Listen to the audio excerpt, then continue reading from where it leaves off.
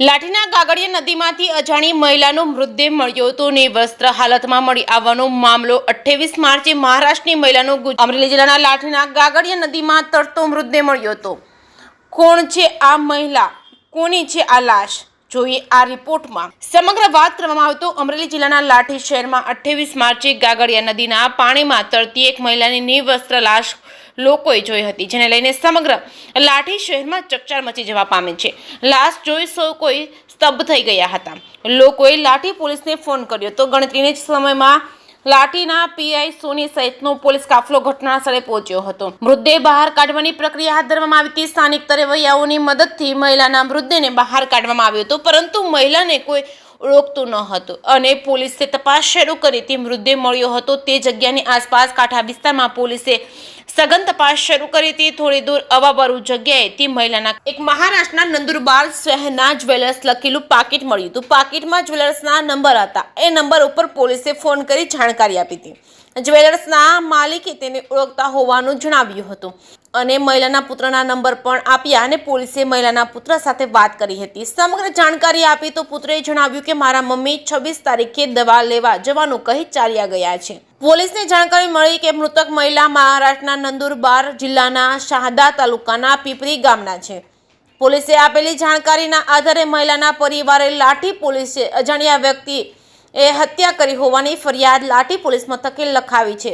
મહિલાનો forensic PM report પણ આવી ગયો। મહિલાનું ગળું દોરી વડે દબાવવાથી મોત થયું હોવાનું સામે આવતા પોલીસે સ્તબ્ધ થઈ ગઈ હતી, કારણ કે મહારાષ્ટ્રની મહિલાનું ગુજરાતના એક નાનકડા ગામમાં હત્યા થઈ છે। સૌ કોઈ વિચારમાં પડી ગયા હતા। ત્યારે હવે આ મહિલા મહારાષ્ટ્રથી લાઠી સુધી કઈ રીતે પહોંચી, તેમની હત્યા થઈ છે કે પછી કોઈ અકસ્માતે તે દિશામાં તપાસ તેજ કરી છે। હાલ અમરેલી પોલીસની એક ટીમ મહારાષ્ટ્રના નંદુરબાર પહોંચી છે। તપાસના ધમધમાટ તેજ કરવામાં આવ્યો છે। જે કે સિંહ ગુજરાતી સાથે જૈનિક સુજિત્રા, અમરેલી।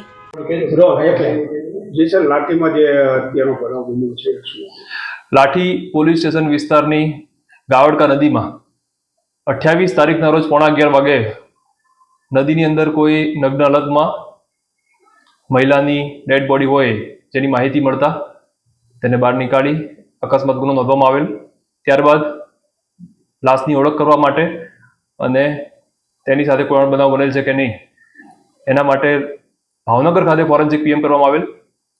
તપાસ દરમિયાન જણાઈ આવેલ કે જમ્મુબાઈ ગોટિયા રાવતાલે કે જે મૂળ મહારાષ્ટ્રના નંદુરબાર જિલ્લાના સહદા તાલુકાના પીપરાની ગામના વતની છે। 26 તારીખના રોજ 11 વાગે દવા લેવા માટે ઘરેથી નીકળ્યા હતા અને ત્યારબાદ ઘરે ન પહોંચતા મહાસાવત પોલીસ સ્ટેશનમાં જાણવાજોગ મિસિંગ દાખલ થયેલી છે। ત્યારબાદ ફોરેન્સિક પીએમમાં જણાઈ આવેલ કે તેમને ગળાના ભાગે ટૂંપો આપી મૃત્યુ નિપજાવેલ છે। જે રિપોર્ટના આધારે લાઠી પોલીસ સ્ટેશનમાં ગઈકાલના રોજ મર્ડરનો ગુનો દાખલ કરેલ છે અને હાલમાં આગળ તપાસ કાર્યવાહી ચાલુ છે।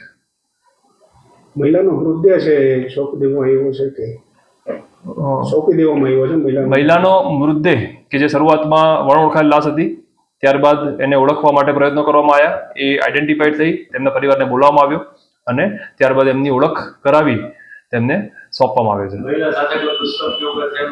મહિલા સાથે હાલની જે ફોરેન્સિક પોસ્ટમોર્ટમ નોટ મળી છે એની અંદર કોઈ પણ પ્રકારની બીજી કોઈ ઇન્જરી કે કોઈ અણબનાવ ધ્યાને આવેલ નથી।